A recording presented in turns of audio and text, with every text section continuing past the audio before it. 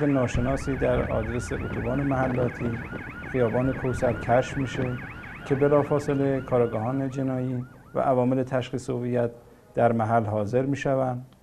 در تحقیقات میدانی و اقداماتی که انجام میشه کمتر از 24 ساعت هویت جسد شناسایی میشه.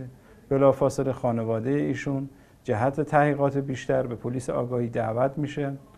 تحقیق انجام میشه، مشخص میشه که نامبرده با احدی از دوستانش که قبلا سابقه درگیری و دعوا داشته از منزل خارج میشه و مراجعه‌ای نمیکنه.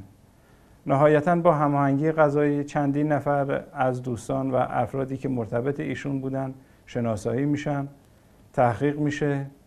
بعد از گذشت چند روز هویت قاتل مشخص میشه که بلافاصله جهت دستگیریش اقدام میشه. متاسفانه از محل نقل مکان کرده که خانواده قاتل به پلیس آگاهی دعوت